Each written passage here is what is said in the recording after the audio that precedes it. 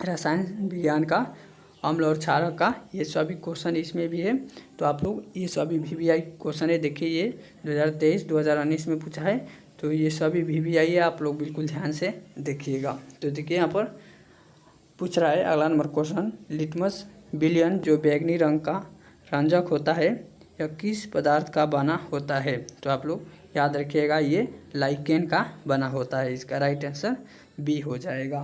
तो देखिए अगला नंबर क्वेश्चन यहाँ पर पूछ रहा है हमारे शरीर का pH मान कितना परास के बीच होता है, कितना के रेंज में होता है।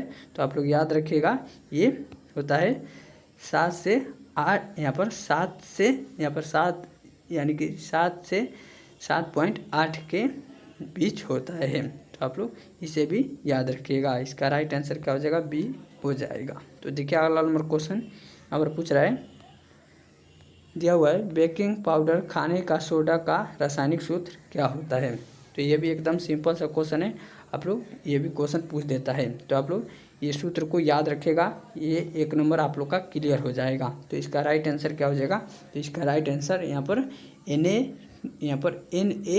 Na2CO3 इसका राइट यहाँ पर देखिए इसका राइट आंसर क्या हो जाएगा। तो इसका राइट आंसर यहाँ पर NaHCO3 होता है। इसका राइट आंसर यहाँ पर सी हो जाएगा। ये मैंने गलत कर दिया था, सॉरी, इसके लिए आप लोग मुझे माफ़ कर दीजिएगा। तो यहाँ पर इसका राइट आंसर क्या हो जाएगा, सी हो जाएगा। तो देखिए NaHCO3 इसका राइट आंसर हो जाएगा। खाने का सोडा का रासायनिक सूत्र क्या होता है, तो NaHCO3 होता है। तो देखिए अगला नंबर क्वेश्चन क्या पूछा है, यहाँ पर पूछ रहा है अमोनिया, यहाँ पर अमोनियम क्लोराइड का जलीय विलयन कैसा होता है। तो यहाँ पर अमोनिया क्लोराइड का जलीय विलयन आप लोग याद रखिएगा ये अम्लीय होता है। तो कैसा होता है, अम्लीय होता है, इसे भी याद रखिएगा। तो इसका राइट आंसर ये हो जाएगा। तो चलिए अगला नंबर क्वेश्चन को देखते हैं।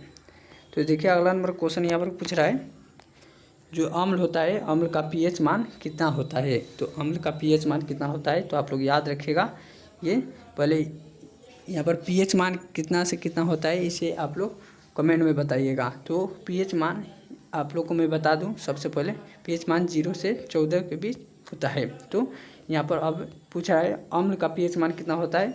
तो अम्ल का pH मान यहाँ पर pH मान 0 से 7 के बीच होता है। तो आप लोग इसे भी याद रखिएगा। या यहाँ पर दे देता है 7 से कम।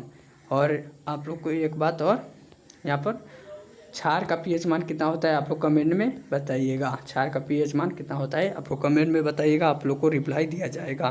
तो यहाँ पर अम्ल का pH मान कितना होता है, तो यहाँ पर देखिए 7 से कम होता है। इसका राइट आंसर ए हो जाएगा। तो देखिए अगला नंबर क्वेश्चन यहाँ पर पूछ रहा है उदासीन विलयन का pH मान कितना होता है। तो उदासीन विलयन यानी कि पानी जल का pH मान 7 होता है। इसका राइट आंसर बी हो जाएगा।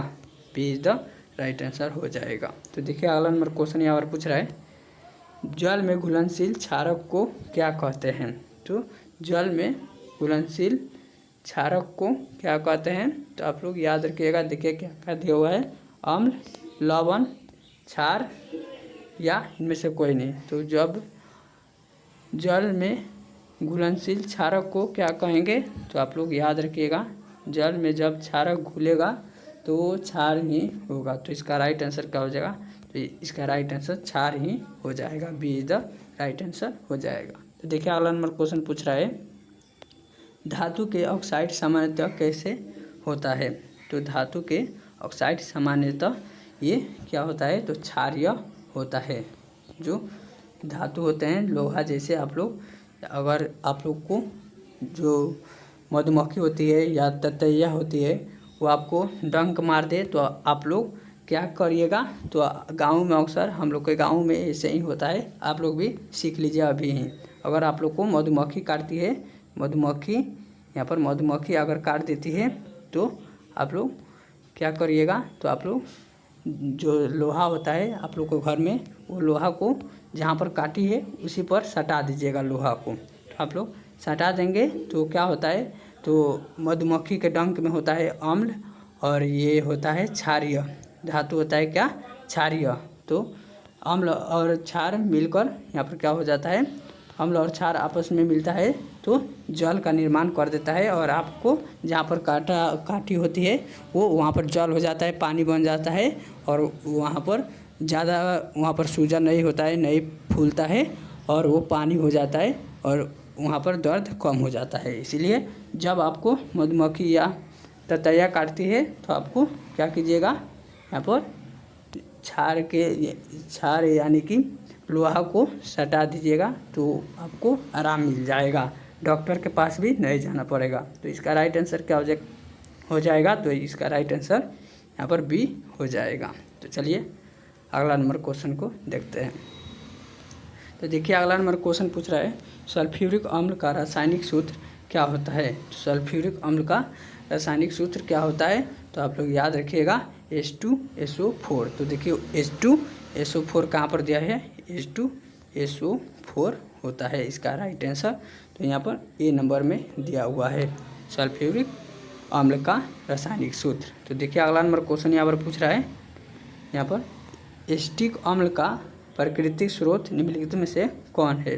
तो एसिटिक अम्ल का प्राकृतिक स्रोत क्या है, तो आप लोग याद रखिएगा जो सिरका होता है इसी में पाया जाता है, इसीलिए यहाँ पर प्राकृतिक सिरका जो फल होता है उसी में पाया जाता है एसिटिक अम्ल। इसका राइट आंसर क्या हो जाएगा, बी हो जाएगा। तो देखिए अगला नंबर क्वेश्चन यहाँ पर पूछ रहा है, यहाँ पर टार्टरिक अम्ल निम्नलिखित में से किस में पाया जाता है। जो टार्टरिक अम्ल होता है वो किस में पाया जाता है, तो आप लोग इसे भी याद रखिएगा। तो देखिए दिया हुआ है संतरा, टमाटर, सिरका या इमली। तो ये दो फल में पाया जाता है, आप लोग याद रखिएगा। एक होता है इमली और एक होता है अंगूर। आप लोग इसे भी याद रखिएगा, जो अंगूर होता है उसमें पाया जाता है, एक इमली में पाया जाता है। इमली के नाम सुनते ही कितने लोगों को मुंह में पानी आ गया होगा। तो आप लोग इसका राइट आंसर क्या हो जाएगा, दो बात को याद रखिएगा, टार्टरिक अम्ल किस में पाया जाता है, तो अंगूर और इमली में पाया जाता है। तो देखिए अगला नंबर क्वेश्चन यहाँ पर दिया हुआ है। तो पूछ रहा है चींटी के डंक में कौन सा अम्ल पाया जाता है। तो चींटी के डंक में यहाँ पर फॉर्मिक अम्ल पाया जाता है। तो इसी का नाम एक होता है मेथनोइक अम्ल, फॉर्मिक अम्ल या यहाँ पर फॉर्मिक अम्ल या मेथनोइक अम्ल इसे भी कहते हैं। तो इसका राइट आंसर सी हो जाएगा। तो देखिए अगला नंबर क्वेश्चन यहाँ पर पूछ रहा है, यहाँ पर प्लास्टर ऑफ पेरिस का रासायनिक सूत्र होता है। तो प्लास्टर ऑफ पेरिस का रासायनिक सूत्र क्या होता है, तो यहाँ पर CaSO4 हाफ H2O। तो देखिए यहाँ पर दिया हुआ है, इसका right answer B is the right answer हो जाएगा। ये जो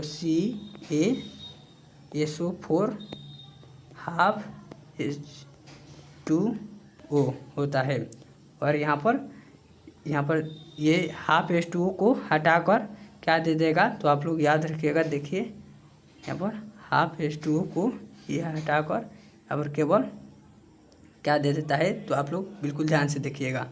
तो यहाँ पर दे देता है 2। तो यहाँ पर CaSO4 2H2O अगर दे देता है तो ये किसका रासायनिक सूत्र है, तो आप लोग याद रखिएगा जिप्सम का रासायनिक सूत्र है। क्या किसका है, तो जिप्सम का रासायनिक सूत्र है, ये भी एकदम ध्यान से याद रखिएगा। तो चलिए अगला नंबर क्वेश्चन को देखते हैं। तो देखिए अगला नंबर क्वेश्चन पूछ रहा है जो धोने वाला सोडा होता है उसका रासायनिक सूत्र क्या होता है, तो इसे भी याद रखिएगा। तो इसका राइट आंसर यहाँ पर Na2CO3.10H2O होता है। इसका राइट आंसर ए हो जाएगा।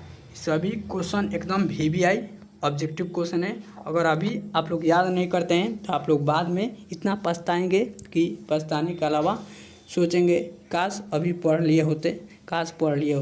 तो आप लोग अभी से ही अगर पढ़ते हैं तो आप लोग को कोई भी दिक्कत नहीं होगा। तो आप लोग बिल्कुल मन लगाकर पढ़िए, अभी ही पढ़ना पड़ेगा, नहीं तो बाद में बहुत ही टेंशन हो जाएगा। तो आप लोग इसका राइट आंसर यहाँ पर ए हो जाएगा। तो देखिए अगला नंबर क्वेश्चन यहाँ पर पूछ रहा है, देखिए ऊपर बताया था, यहाँ पर क्वेश्चन आ गया जिप्सम का रासायनिक सूत्र क्या होता है। तो जिप्सम का रासायनिक सूत्र आप लोग आँख मूंद कर अब मार देंगे। तो यहाँ पर CaSO4 2H2O होता है। इसका राइट आंसर क्या हो जाएगा, यहाँ पर बी हो जाएगा। इसका राइट आंसर बी हो जाएगा। तो देखिए अगला नंबर क्वेश्चन पूछ रहा है बुझा हुआ चूना का रासायनिक सूत्र होता है। तो बुझा हुआ चूना का रासायनिक सूत्र क्या होता है, तो आप लोग याद रखिएगा, यहाँ पर CaOH2 होता है। तो इसका राइट आंसर बी हो जाएगा। चलिए